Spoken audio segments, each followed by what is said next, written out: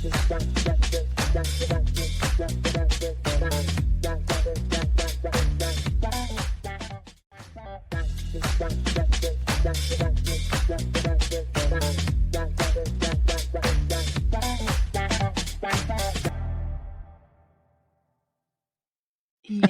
Well, that's good.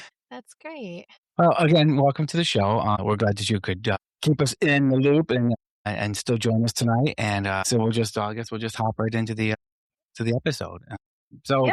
I've Anyone, got your yeah. little bio up on here, and I guess we'll just start off with how did you get started in the whole resale business?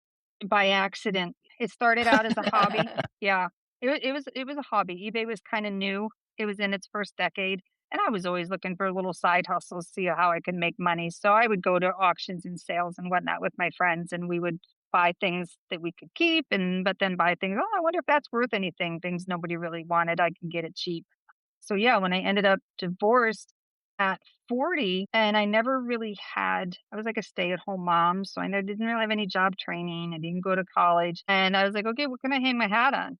Like, well, I kind of know a little bit about this, and so I just decided to see if I could make it my job, and it worked out. So that was about 18, 19 years ago. And you do that full time now. I do it full time. Yeah. Yeah. I actually have two That's internet amazing. stores right now but I do like it. I do like it quite a bit. I meet a lot of really You have to come interesting across people some and pretty I buy and interesting sell a finds lot of though really weird things. along the way. Do you ever find something and say, I got to put that back? I don't know. I'm not much intimidated by, I'm game to buy and sell anything. I've sold some really weird stuff over the years. I mean, just today, like I mentioned before the show, I'm in Maine right now, and my parents have to take their garbage and recycling to the dump whenever they got to go.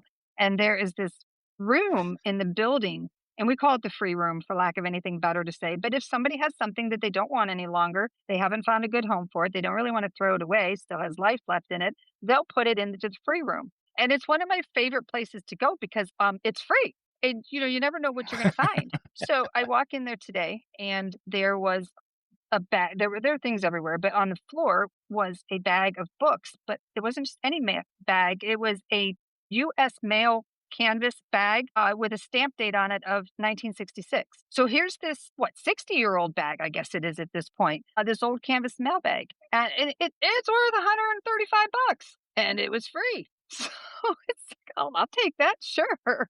But you just never know what you're going to find in that room. So now I got to find room for it in my carry-on. So I'm guessing that you must go to a lot of auctions also. I love auctions. Yeah, auctions are like my superpower. I would go to auctions every single day if I could. That's the best part of what I do other than depositing the money. The in-between stuff, the storing it, the cleaning it, the fixing it, the listing it, all of that, that's the stuff nobody ever wants to do. But the auctions are fun. Who's your favorite auctioneer that you've been able to meet? Oh boy. Well, if you dipped into my books at all, they all have code names because I really can't afford to not be welcome at auctions.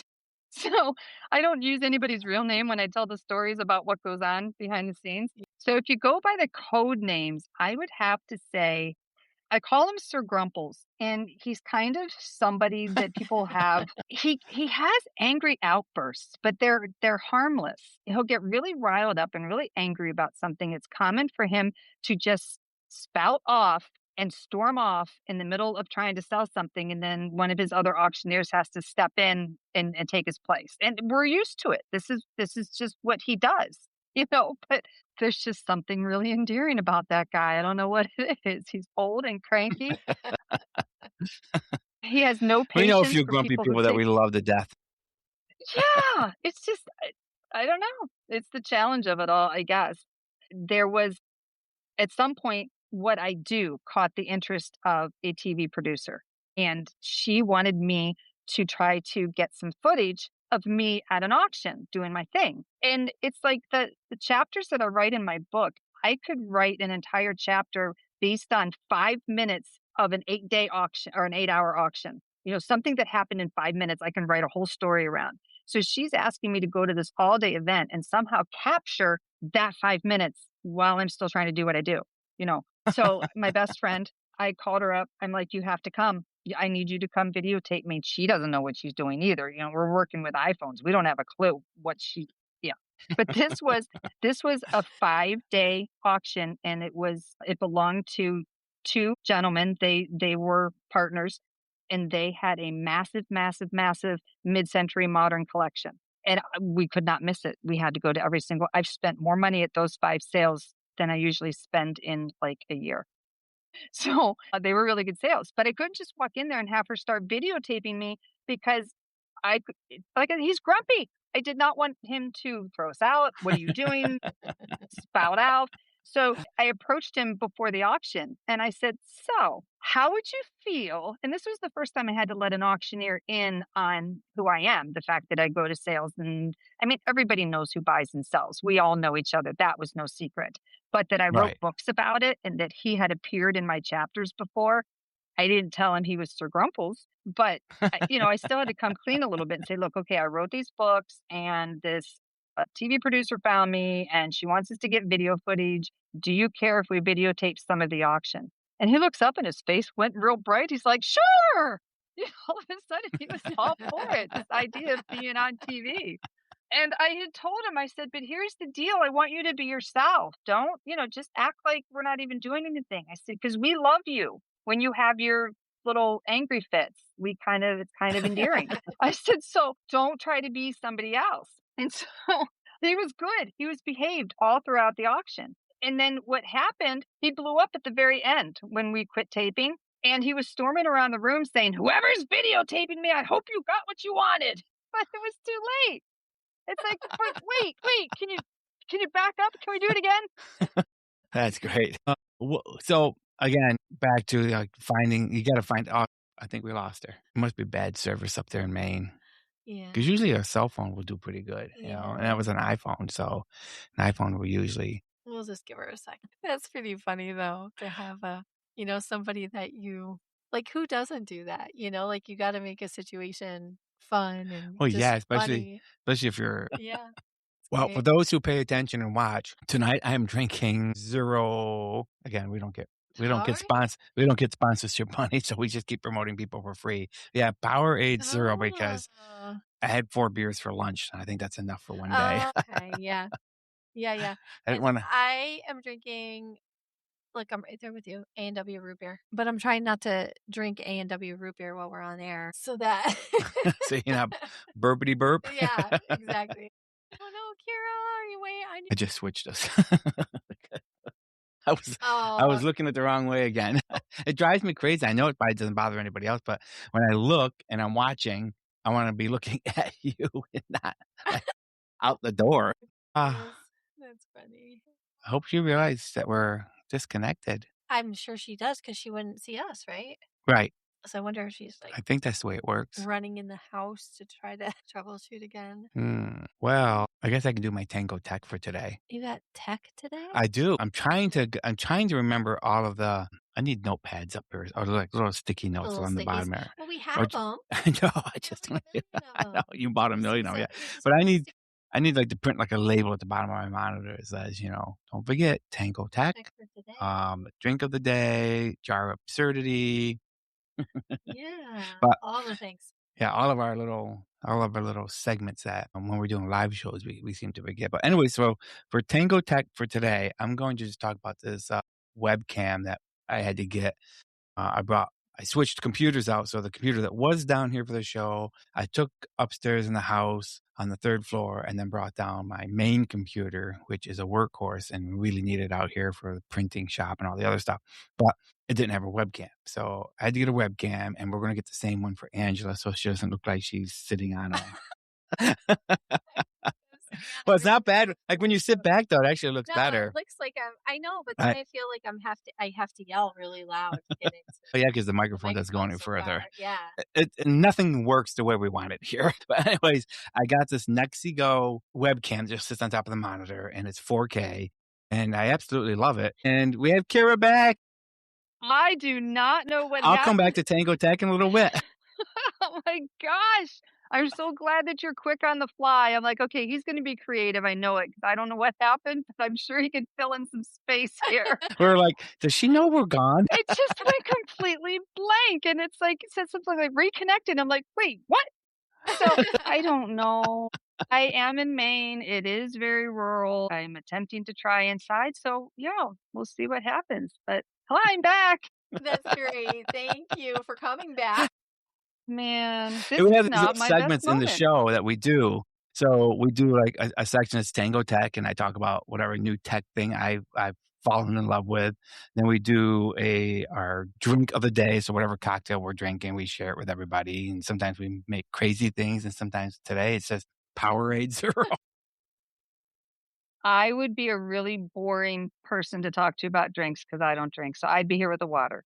So Well, that yeah, You know what? And that's okay. yeah, Today is one of those days anyway. absolutely. But looking like it.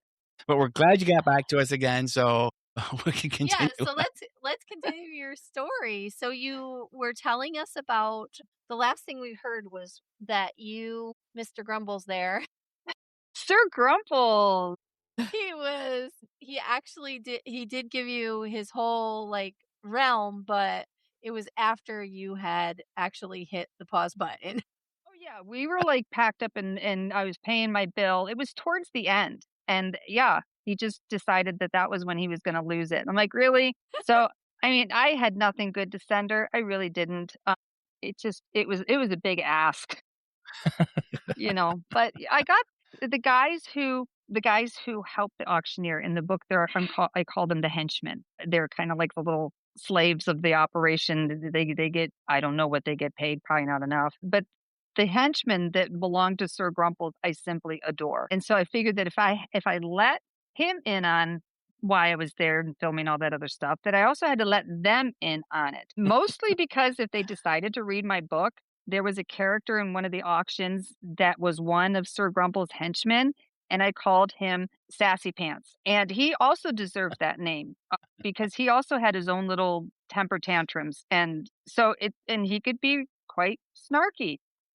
But I kind of felt like I had to talk to he was not there. I'd not seen Sassy Pants, and I can't tell you how long. So I went up to the other henchman. I was just like, okay, if you read my book, I just want you to know none of you were Sassy Pants. I love you all. I would, you're not Sassy Pants. I don't want anybody to be offended. And the one guy looks at me and he says, I can be sassy. And one of the other men there is his partner, and his partner looks at him and he goes, no, you can't. He says, I can too.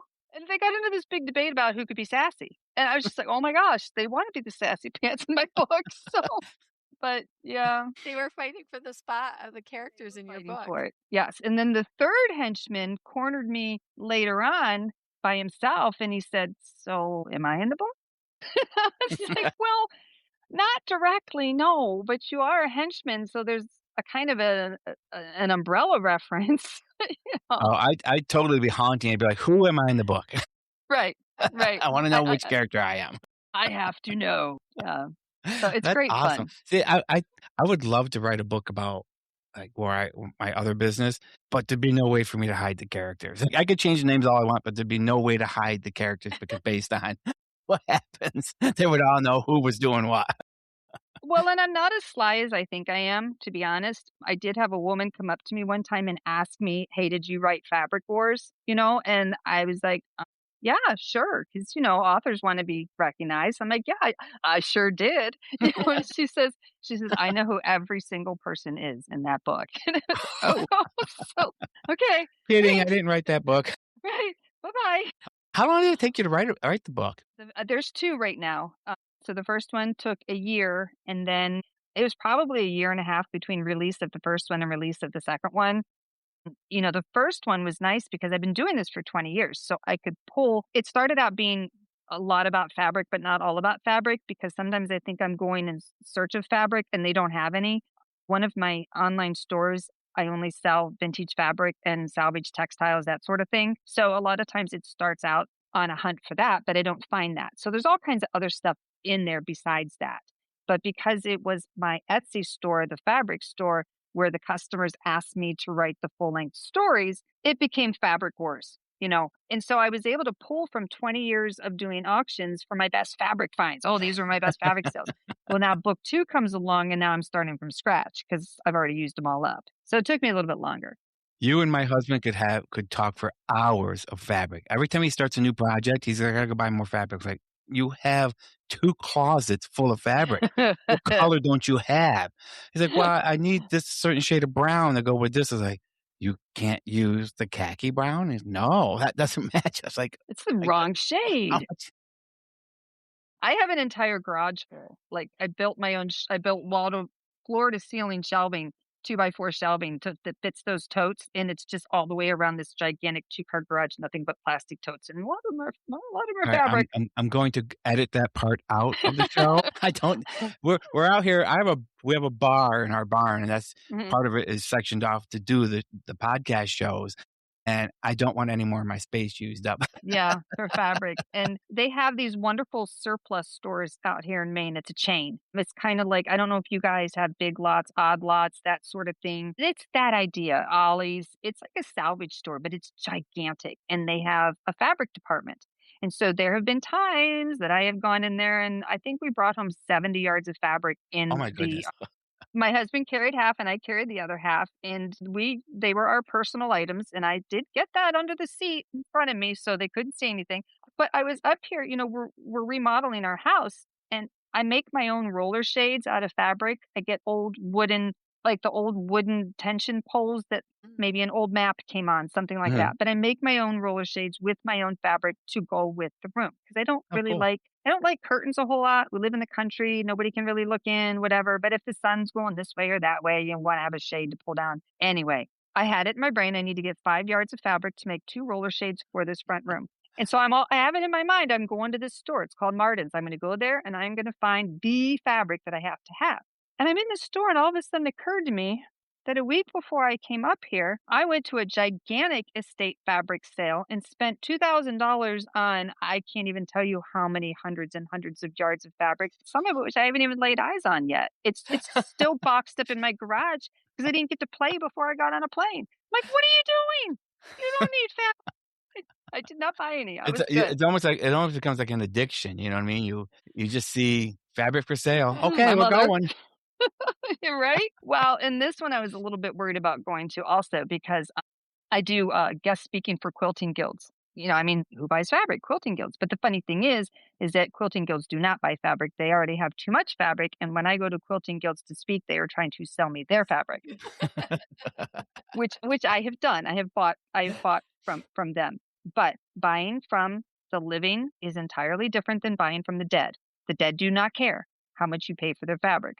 The living will shoot you the side eye if you're nowhere near the ballpark of what they think their fabric is worth. So the subtitle for my third book, and I know it's really super tacky, but I keep going back to it. I just have to do it. The subtitle for the second book is "The Dead or the Better." It just is, and, and there's a lot of stories that emphasize that. But this auction that I went to, I knew that I was going to see quilting guild people there. I people that had heard me speak, that had bought my books, that knew what I do for a living, and I almost didn't go because of that. I was almost intimidated by that. It's like, I don't want these people to not like me because if they're there, they have to appreciate the fact that they're not going to get much because I'm a little bit ruthless. But there were, I think, 3 people there that I recognized, and they recognized me. They were very friendly. We talked, we chatted. We actually took turns. They would lean over and they'd say, "I really want that box of fabric." And I'd be like, "Okay, that's cool. I really want the rest of the table." "Okay, that's cool. All right, we're good." And then we wouldn't bid on each other against each other. Give and take there, I think the auctioneer appreciated that because that's how he makes his money when people bid each other up. And so we Yeah. kind of developed a strategy. And you must have a certain amount of people that are like, "Oh, here she comes. She's gonna buy a lot of stuff from us." And then other people's like, "Here she comes. She's gonna make us give everything away." A lot of times what I hear when I show up is, "Man, she's here." So it's not the auctioneers like me. They know that I'm good for a solid bid. But yeah, there's a lot of quilting people that don't like me a whole lot. But that's okay. That's Well, it sounds like okay. you're making the whole thing fun. I had an elderly woman, and this is in the first book. The chapter's called Thieving Thelma. No, I don't think her name was Thelma, but it It fit. worked really well. But she was probably in her 80s. and she looked like the typical grandmotherly type with the skirt and the support hose and the orthopedic shoes and the updo that they get done once a week at the salon. And she was not winning any fabric. And so when everybody left the backyard to go inside the house to bid on things inside the house, there was still one very, very large plastic tote of fabric still in the backyard. And when we all came back outside, it was gone. She actually told a young man there that she had bought it and if he would please load it into her car. And they found it in the back seat of her car. And she went through the 5, like people go through the 5 stages of grief. She went through the 5 stages of thievery from being, she denied it initially. It was not me. You know what I bought. I did not take the fabric. And then it went into, probably not going to get all 5 stages. But she went through the denial. She went through the accusations because she pointed at me and blamed it on me for buying all the fabric. She went through the anger when she finally realized that she was caught and they threw her out. She stood on the other side of the gate screaming, "You cannot do this to me." I mean, it was insane. And everybody just kept looking at me like it was my fault. Like, doing my job, man. That's what I do. I think I just had a spider on me. Hey, I've been swatting mosquitoes. You're good. Bugs in Maine are like none other. Yeah.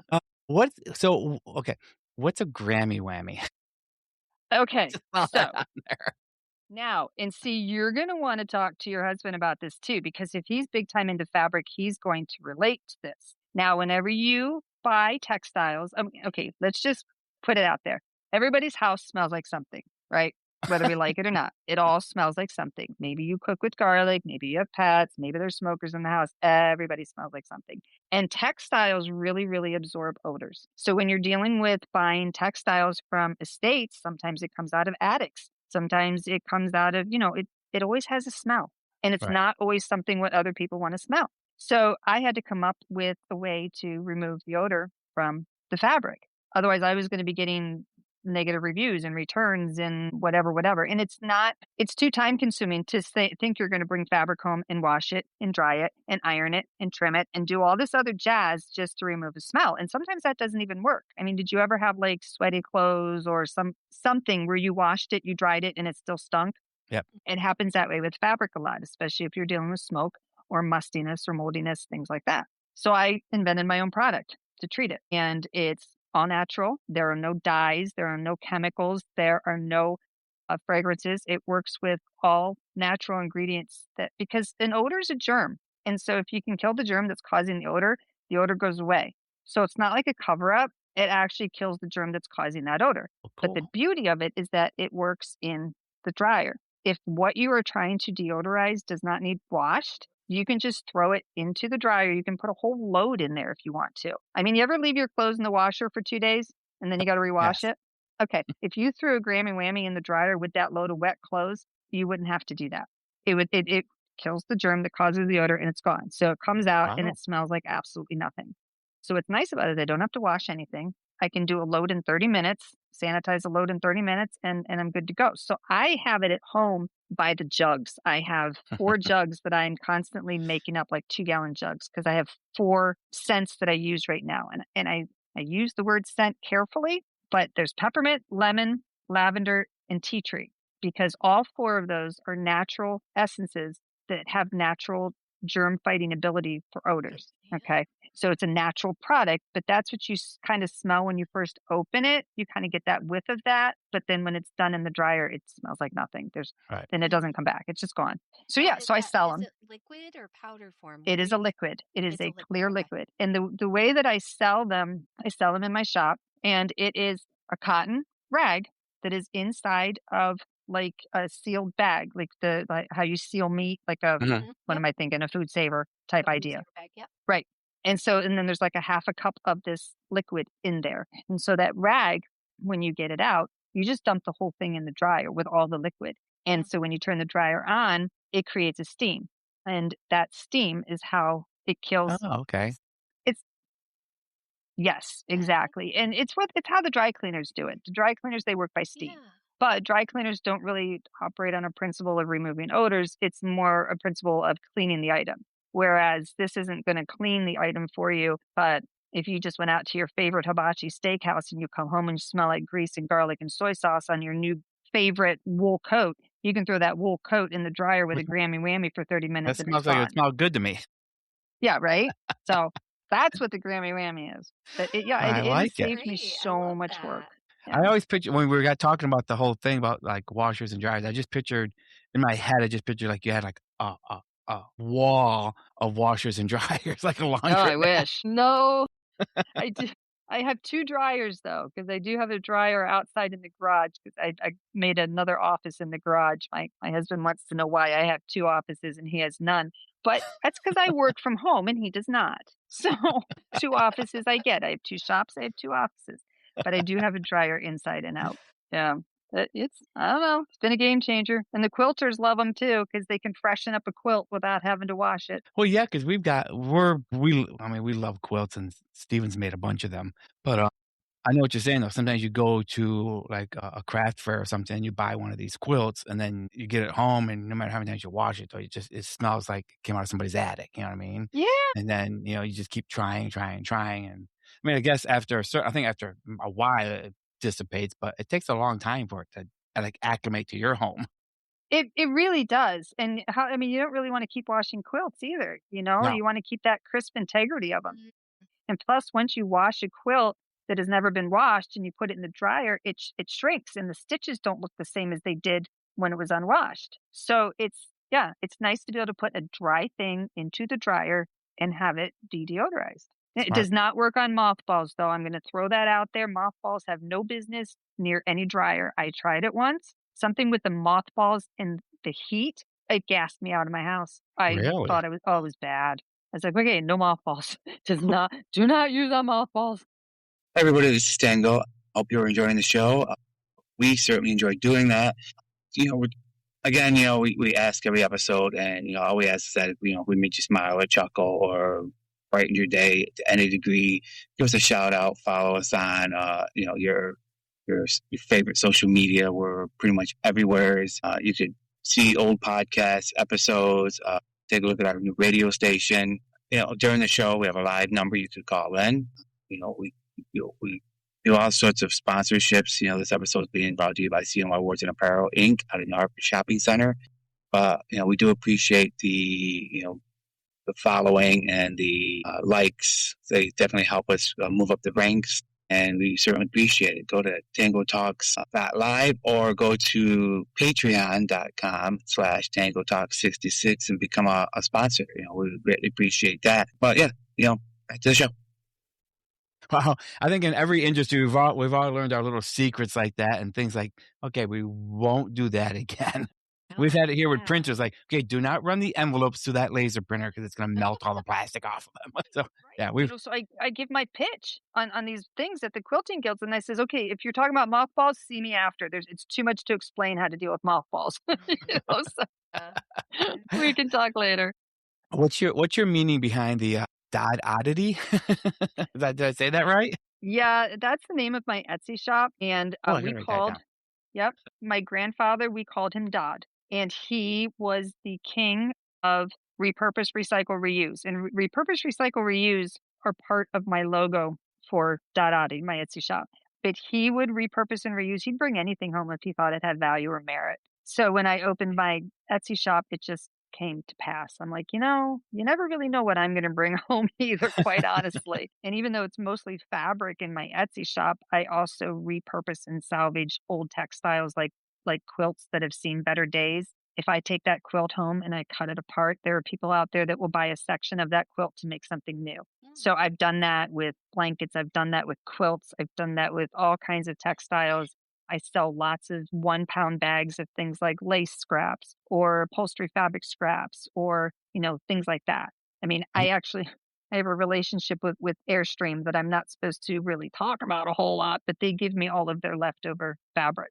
And I have found that the best way to sell their parts of fabric is to cut it up into small craft size pieces and sell them by the 1 pound bag. So I'm a little nervous to give Steven your Etsy shop. I think it'll just be Etsy packages. Not that I should complain because there'll probably be just as many Etsy packages showing up as my Prime packages show up.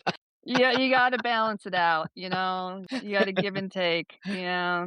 My husband, I shop for clothes I don't need when I'm bored, and he shops for Corvettes and vacations. So he hasn't pulled the trigger yet on those expensive things, but it just kind of reminds me that one of these days he's going to be entitled to his packages too. They're just going to be a lot bigger than mine. Kira, why? I'm just so curious. Like, why fabric? Do you have a? I mean, like, why? Why fabric? Again, random.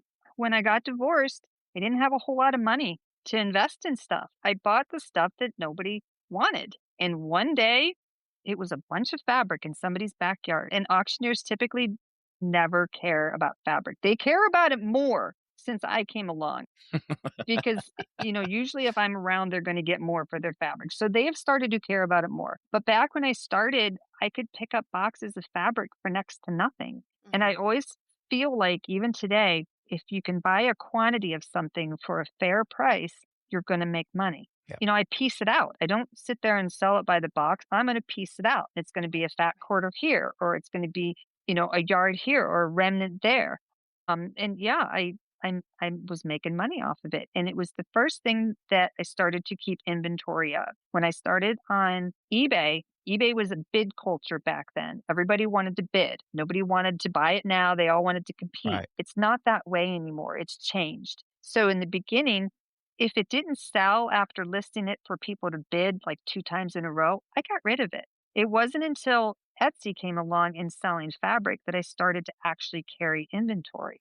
And I started to keep building and building and building. And the more fabric I accumulated, the bigger orders I started to get.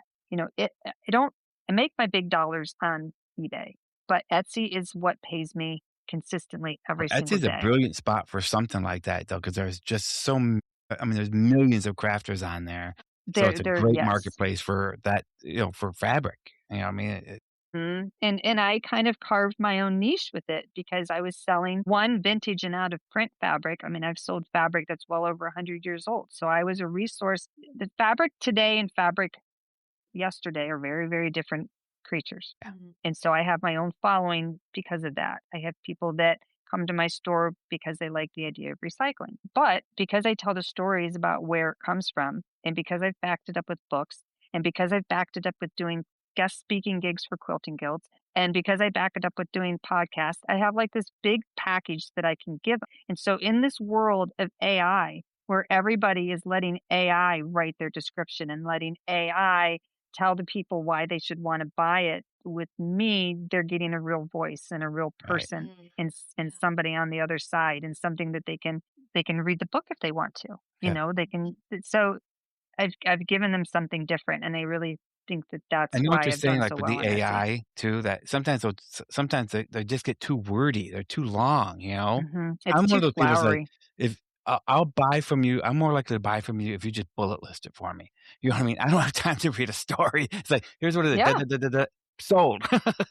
right, But or even if we're just hearing it, like you're hearing it from Kira. You Right. know what I mean? Like it's so different. It's like the world of sales is like so different than it was like even when I think about years ago when I was first starting in like banking and stuff like that. Now that you don't even have to be like that person anymore because exactly what you just said, AI is writing that stuff. But back in the yeah, day, it was you could actually sit and talk to somebody face to face and they trusted you when you were talking because here you are, you're saying, okay, I believe in this product, I'm Right. using it myself, I'm whatever.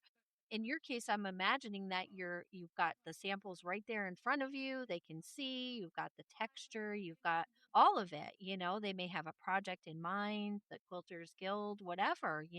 right, It's not just a, okay, let's go on Amazon and we're going to pick from a list of, products and different fabrics there. You may be able to see, you're going to see exactly what it is you have. So, there's definitely a big difference between a real person and AI. It's just right. you don't get the emotion with AI like you would with somebody sitting there. You obviously know what you're talking about if you're making a business out of this. Yeah, I mean, it's not for everybody. If somebody wants to get on there on Amazon and buy spark plugs, they're getting on there to buy spark plugs. They don't Right. they don't need to know where the spark plugs came from. They don't care. But in the Right. crafting community, a lot of people do care, especially when they're repurposing items from somebody else. They like knowing about who had it before them. I had a woman write to me, and this really surprised me because I'm really super careful about smells on fabric. I don't treat everything, but if I detect any kind of smell, I treat it. So apparently one slipped past me, but I sent her a piece of fabric. It was a scrap and it still had the pinking shears cut along the bottom line, and it was an irregular size scrap. But she wrote to me and she said, I can still smell the perfume of the woman who owned this before me. And she says, and it is so special to me. It just made her resonate and somehow like connect with this person who also liked to craft and sew once upon a time, who is no longer here. And then she can get onto the listing that she bought it from and she can read a little bit of a story about who that person was or where it came from. So That's yeah, cool. some people care. Yeah. I mean, I know, well, we're like that, Tango. I mean, we care about things like that because we both have old farmhouses, my husband and Me I too. own an old farmhouse and it's like it's got new old stuff in it. Mhm. Like it's new to us, but it's old stuff. I mean, and I care where the stuff comes from. I mean, it's important to me to put something into my home that goes along with the period and the age of my home. Yeah. So, Yeah, Agreed. our farmhouse was, like, kinda mishmashed together from people before us. It was half old and half really terribly done 1950s, mhm, and so I was lacking all of that great molding, and I'm the carpenter in the family. I'm the one that does all the trim work and yeah. So, when I went to an Oh, auction. goodness. Can I pay you to come and finish our trim work? Oh gosh, I love playing with wood more than I love playing with fabric. It is, yeah, I love it. So yeah, I went to this auction and it was at a Victorian railroad hotel. It was a huge, gigantic hotel that sat right on the tracks. And travelers used to come in off the train and go in there. So they were selling the salvaging rights because they were tearing it down, and it had fluted molding that was not exactly like our fluted molding, but it's close. And they had all the cast iron hinges, the steeple cast iron hinges that we have. It had all the same Christian doors that we have. Oh my god, I that's ended up I didn't even know I was gonna do it that day, but I bought the salvage rights to all of the moldings, the doors, all of it. And then I came home and said, "Oh, by the way, honey, guess what we're doing tomorrow?" we bought part of a railroad. But I love the idea of putting it in my house. And I used one of the doors in one of the upstairs bedrooms. The old farmhouse, somebody had tried to chop up the attic into usable space, but it just didn't make sense. So that it's done now. But I needed one of those original Christian doors that matched everything else for that back bedroom.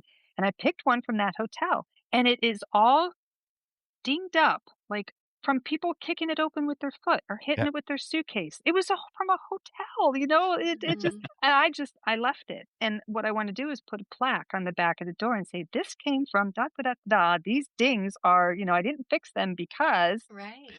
See, the." we had that we did we I agree with Angela. We love that look too, and we had work done on our house, and our house was built 1898, and we had a contractor come in, and he was just spending days sanding down the sheetrock, and we're like, "Dude, okay, there is not a square wall in this house anymore. They've all got little Yeah. cracks in. They got little places where people over the last 100 years have patched it. These doesn't have to be perfect. It's just going to be an office space. And we like the charm of, if you stand in our back door and look to the front door, you can see like all the door frames, like they're slightly off all the way through. But the house is 127 years old. You know what I Right. mean? What are you going to do about it? You know what I mean? We enjoy it. But he spent a whole week up there, and now it's been a couple years since he's been done, and it's all cracked. And it's like we knew that would happen. The house is just too old. It's not gonna, it's not gonna stay in place. No, I mean, how tall are we gonna stand at 100 years old? Right. It's all part of the character. I Falling love it. apart at 60 already here. Right? I know, I'm sitting on the floor right now. I'm trying to figure out if how I'm gonna feel when I stand up because I know it's gonna be a moment. Goodness. Jeez. Uh, what has been one of your weirdest money makers? And this is crazy, but in the 20 years I've been doing this, I have sold, my gosh, like 60,000 things roughly. So there's a lot of really weird money makers in there. And I'm constantly trying to think of, okay, well, which one haven't I talked about yet? So I thought of one the other day. that I have not brought up on any of the podcasts yet. So this one's for you. I went to an auction, and it was the auction of a plumber. And out in his garage, he had brand new old stock. There were 2 toilets and there were 3 sinks. The old, of course, the toilets were porcelain. One of the sinks was porcelain, and then the other 2 sinks were porcelain over cast iron. But what made them special was that they were from the late 1950s in a color called Ming, M-I-N-G, green. And Ming green came out before the turquoise came out in the 1960s. So Ming green was out. It was like in the 50s, you had the pink was popular, if you remember. And they had pink toilets and pink sinks and pink We towel all bars. forget houses like that. Yes. So that's like earlier 1950s. In the later 1950s, you came out with this Ming green. And it's a desirable color. At least it was then. So I got these 2 brand new toilets and these 3 brand new sinks. Nobody else wanted them. I paid $10 for all of them. Wow. And this was probably 15 years ago. This was when I was pretty early in, and this was before I had my shipping guy. I have a shipping guy that will pack the weird stuff for me. Like, I might buy a mannequin. Yeah, that happened. He packed my mannequin.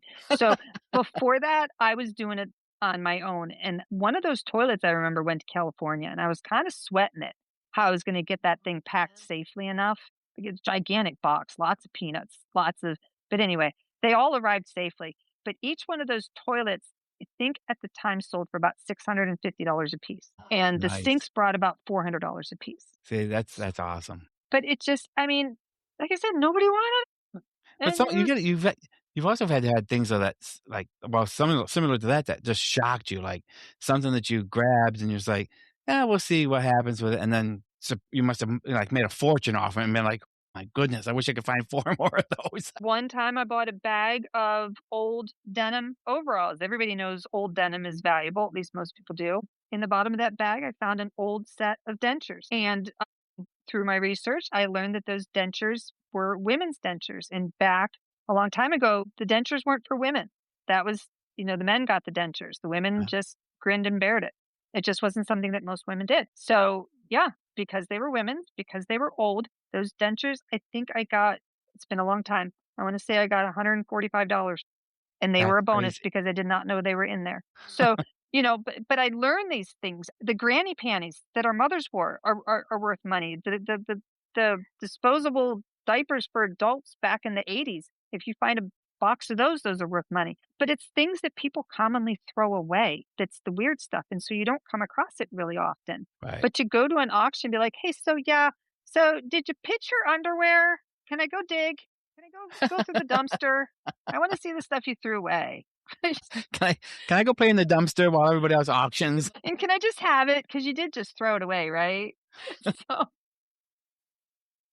No, I get it because we're kind of like in a country area where we're just outside of Cooperstown, New York. And around us are some neighborhoods they're wealthier neighborhoods. And I remember probably 20, 30 years ago, my brother-in-law would go through these neighborhoods on like their dump day, and they would throw out like brand new computers and stuff that they just didn't want anymore. And they would just put them up by the road. There'd be furniture and like armoires. And you'd be like, why are you throwing this away? I know. I can't say that I've ever jumped into a dumpster, but I would. If I knew that there was promise in there, I would. I have but I have reached pretty far into the dumpster at the recycling place because somebody threw away miles and miles and miles of those big air jackets that like Amazon likes to put in boxes that are too big for what they ship you. Yeah, yep. And I am all about recycling packaging materials. So I did dumpster dive a little bit for that. But packaging is expensive. Mm-hmm. It adds up. I do the same thing. My other business is a trophy shop. So we get marble in and stuff like that. And it's wrapped in like 800 feet of this newspaper print. And I'm always out there on my table. I'm like rolling it up and putting it in a box. And when it gets full, I bring the box home and I use it for shipping my stuff out because it's just expensive to buy all that stuff when people are just throwing it out left and right. It is expensive. And I used to have deals with like the hardware store or back when I used newspaper for packing, the newspaper company. But I would just always say, hey, save your leftovers for me. And I used to have peanuts galore and bubble wrap and whatnot. I don't have any current relationships like that, but I have in the past. So my barn here is a 4-stall horse barn, and one stall is just full as high as I could reach with just boxes of packing material. I just Oh keep no. throwing the boxes in. It's like, I know it's more than I need right now, but you never know when I'm going to need it. It's like you never throw away that really weird shaped box. You're like, I'm gonna use this Right, one day. yeah. Save save them all. You just and it becomes a habit after a while, you know, when you've done it, or like, you know, you've done it for over, what, 20 years? Yeah. Same thing here, it becomes a habit, like, you just keep, like, every time a box comes, you grab all the packing stuff and you throw it in a pile, and then you're like, "I don't really need more, but it's here." No, and when you consider having sold and shipped like 60,000 things, I wanna see what the pile of packing material and boxes looks like for all that, and then I just wanna see the pile of stuff. You know, I mean, Right? 60,000 items is I don't know how that happened. It seemed like a big number to me when I discovered that that was what my number was. I'm like, "Really? Kind of a lot." It's a tremendous amount, that's for sure. So, I don't know. It's a lot of fun. Well, we certainly appreciate you being on the show tonight. You've been a delight, and glad that we got our connection figured Yeah. out here. I'm gonna have to take the blame on that. Like you said, we're in the middle of nowhere, but We had a That's w okay. That's okay. We had an episode, what was it, last week? I couldn't get our end to stop. So he's like, Oh, yeah? "I gotta go, I gotta go to my granddaughter's softball game." I'm like, "Well, it was great talking to you, Stuart. Have a good night. I will figure out how to end the show on this side." I couldn't get the program wouldn't stop. I kept clicking end, and it just kept going. I'm not tech inclined. I have my setup, but if it malfunctions while my husband's at work, so look, I've been lucky. I haven't really messed up too many of these. So, but yeah, But you know what the fun clearly. part is that we're all humans, you know what I mean? And as long as everybody can do it with a smile on their face, you know what I mean? What's it hurting? You know what I mean? We still had fun. We still had a good time. And I'm going to have to edit this show. And I No, apologize. I'm no, going to have to no, blur no, your no. voice out on a couple of the things. I am fully expecting a new customer out of this. And Oh, yeah, they're coming. Are you Do kidding with the We've got so many books coming in now, and my joke is like, I haven't read a book since high school. Now I've got like 15 of them I've got to read. Well, even just with the Etsy shop and all the material between me and Steven I and know. material per yeah, Yeah, yeah. so you probably get 2 out of this one. I'm here to tell you I have really great sales. And then they're on all the time. The more you buy, the more you save. Just saying. Oh, that's great to know. I'm excited. I can't wait to go see your Etsy shop. I'm gonna I peek at it just too because opened it back up. I'm a sucker for homespun material. That's my favorite, like the old, primitive Okay. stuff. Yeah. That's the Now, stuff that yep, it made a resurgence in the 90s. I have a bunch of that. I do not have any of the original old stuff right now. Okay. yeah, I don't think Yep. any of the stuff that I bought was original stuff. It was I forgot what the name of the company was, but they were selling it by the yard. And I just went on there one day. It's like, "Oh my goodness, I love that. Oh my goodness, I love that." And then all of a sudden it showed up and Steve's like, "Why'd you order the fabric for us?" Because I don't do anything in fabric. And I was like, "Well, I thought maybe you could make something nice out of Right. it I for really the like it. house." It has that primitive vibe, you know? Well, again, thank you for being here. It's such a delight, and we hope maybe we'll have you back on again. Yeah, after No, the I mean, next book. anytime my stories are ever evolving, there's always a new one. But I Well, appreciate the invite. yeah, absolutely, and enjoy the rest of your night and get off the floor. I will try. I might have to call my sons for help again. So, I've done that. Have a good night. Thank you, thanks. You guys Kira. too. Bye. Bye-bye.